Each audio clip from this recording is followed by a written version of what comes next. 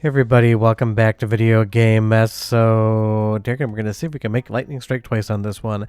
That is because the #1 video on my channel is how to get RPCS3 set up on your Steam Deck and how to get PlayStation 3 emulation working on Steam Deck. And now we're going to be doing the exact same thing for the Steam Machine, because as I said in my review, this thing is absolutely a powerhouse when it comes to emulation. It should be for both the price and the specs. And the #1 emulator you wanted to see set up for the Steam Machine via EmuDeck is going to be RPCS3, because it's an absolutely incredible emulator. We want to make sure we can get full speed and get this thing running on our new Steam machines. That's exactly what I'm going to do today. I'm going to go over the entire process from start to finish for installing EmuDeck and or RPCS3 standalone for Linux emulation, and then explaining exactly how everything works, all of the different settings, controller bindings, installing the games, getting the overall software working on your Steam machine. That way you can just sit down and enjoy some PlayStation 3 emulation. Because trust me, PlayStation 3 emulation has come a long way if you haven't tested it in the last couple of years, and everything I'm finding on Steam Machine so far is absolutely worth the money for emulation if you don't mind dropping a couple extra $100 versus building your own. Before you get too far involved though, do me a huge favor down below, hit like and subscribe and ring that notification bell, definitely helps us out. And if you feel so inclined and want to support the channel, I got a Patreon link down below as well. And just know if you follow this guide, you should be 100%, but if you do need additional help, I do have a Patreon tier for Emulation Night School where you can get a custom chat with me.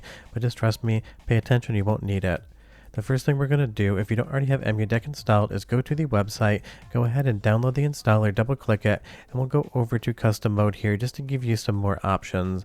If you don't need this, you can go ahead and skip to basically like minute 3.5 to get to the actual RPCS3 portion.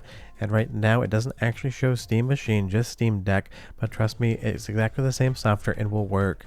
And to get these games into your Steam library, we're going to go to highest here and select Steam ROM Manager, so we're able to ingest all the games in your Steam library, and you can launch them in handheld mode, no issues whatsoever. And you will see here by default RPCS3 is selected, but just make sure that is the same case. Now, if you don't want to deal with something like EmuDeck, we have other options, so we'll go over the actual installation process of RPCS3 standalone as well.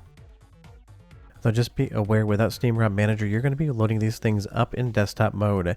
And it used to be on Steam Deck, you'd get a little bit of a performance decrease running desktop mode versus handheld. But because the Steam Machine has the power to be able to do all of this, honestly, if you just want to play it in desktop mode, you will be fine as well. I tested from one to the other, and everything was basically the exact same speed. So if you go over to the actual download and click it, you'll have that. But the other piece you're going to need, whether you're in RPCS3 via EmuDeck or standalone, is the PlayStation 3 update. And Sony puts this on their website. You're able to grab it here if you click that System Software button. But the one weird thing about it is you sometimes have to right click to be able to get it to save. Not as often on Linux, but it's also going to report as an unknown download. So go ahead and click the button. At least this is what I had to do. And then you'll go ahead and hit that failed to update icon and just say keep the file. For a soundtrack sample, just so you can take a break, and I'll be right back with the rest of the process. News! Your son has returned. I bring the destruction of Olympus! The Titans will fail again!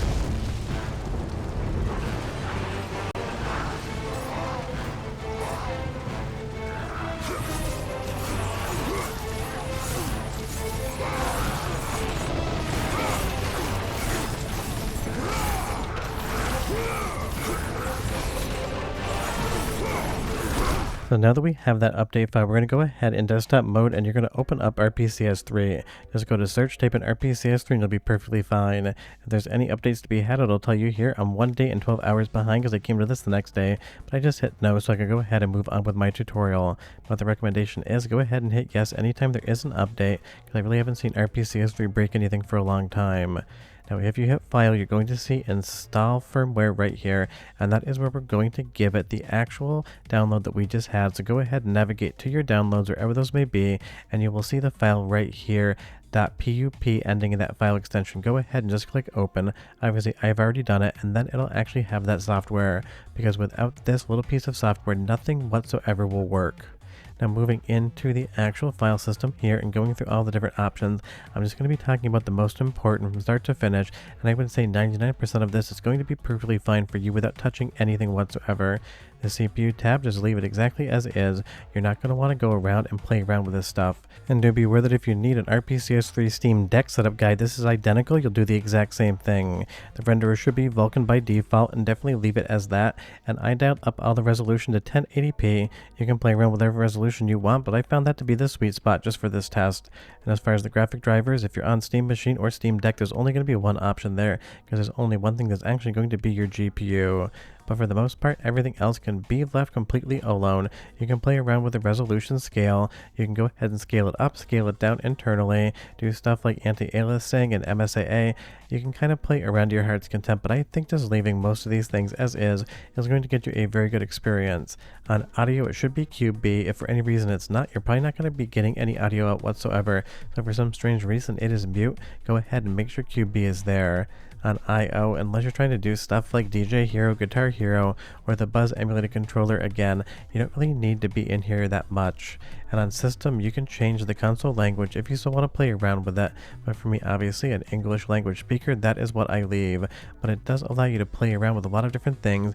You can even have the overall button assignment be either circle or cross for actually entering in. Because don't forget, in Japan, circle is the yes and X is the no. And in North America, that's completely different. And even though for the most part PlayStation 3 completely region free, you can change the region of the console. Network you can leave as is. Advanced I definitely would recommend to leave as is unless you know exactly what you're doing, and then you're probably not watching this tutorial whatsoever. On emulator here, you can do stuff like enable performance overlays, which I will be using for an RPCS3 stress test on Steam Machine maybe next week or so. So if you want that, it's going to be available there. And under GUI, again, not really much that you need to worry about with whatsoever. But the next thing we need to deal with is making sure this does control, and even if you're planning on playing in gaming mode, I recommend you go to desktop mode and check all your controller bindings to make sure they are correct and you save them. I'm just using an Xbox Series X controller plugged into the Steam Machine. If you're using a Steam Deck, you'll have that control set up as well. You can go ahead and change anything you want, but by default, it should pick up that controller and have everything the way you need it to. And you'll see the handler here is SDL. You're going to want to leave it on that unless you want to play around with something like the DualSense controller, and then you can kind of move around those settings as well. But that really is the thing about the Steam Machine. It's going to allow you to use basically any controller you want. So you're going to want to go in here, go to devices, pick whatever you want, and make sure that everything is correct. And you can rebind controls. And if you screw something up and you just want to get it back to where it was, you can either rebind it, or if you go to the bottom of the screen there where you see restore defaults, if you click that, everything that RPCS3 thinks should be set will go back. So if you get to a situation where you completely mangled that configuration, it is one click away from being fixed. If you go ahead and click save, it'll work in desktop mode, it'll work in gaming mode, you will be perfectly fine. Now to launch a game, all you need to do is go to where your games are. We're going to get into Steam ROM Manager later on in the video. Go ahead and pick the folder until you see the folder structure as follows. You don't want this folder, you want to see PS3 content and game for at least things that actually have some DLC. And then you can install them from there. If they don't, it'll just automatically load the game up. If you hit skip or install, or if you don't need to do this step, the next thing you will see is this splash screen for every game, where it's going to compile all the PPU modules and every other shader cache thing that it might need, at least to start. So as long as you see this, you know the game is running, it is working perfectly fine, and you're getting very close to playing it. But sometimes this thing can take 2 or 3 minutes to do all that. One more soundtrack sample, then we'll get into Steam ROM Manager to get these into gaming mode.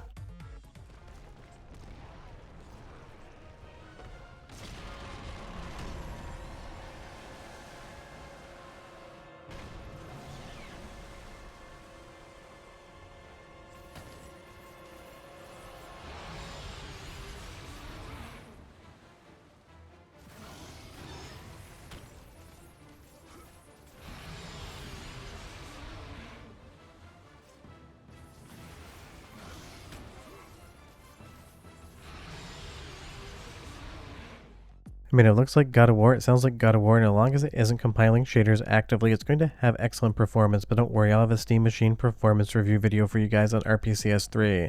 If you see any hitch, you can also see that scrolling wheel at the bottom left-hand side of the screen. That is shader compilation, and that's going to happen every once in a while, just how the emulation works. So it isn't an issue with Steam Machine performance, just how RPCS3 actually works. Now, if you want to get this into gaming mode, do not go into the EmuDeck folder. I find a lot of people tripped up on that. You actually want to go back to the root directory wherever EmuDeck was installed, and you want to go into the emulation folder. From there, you're going to see a bunch of different folders, and for RPCS3, the only thing we need to worry about is the ROMs folder. We don't have any BIOS to install because we already did that in the desktop version of RPCS3 in the beginning of the video. And if you're skipping around to this thing, please don't. That's how people always have issues with this. They basically scroll around, they don't find what they need. So you're going to go into the PS3 folder, and you'll see that it can actually just have a direction on where the disk games go, but you can go ahead and drag over the folder that you have your game on here, and that is all you need to then get it working in Steam ROM Manager so that you can play in gaming mode. There is no requirement to do this. If you just want to run it on desktop mode, then you can have those files wherever you want. But if you want to go through gaming mode, you're going to have to follow this procedure.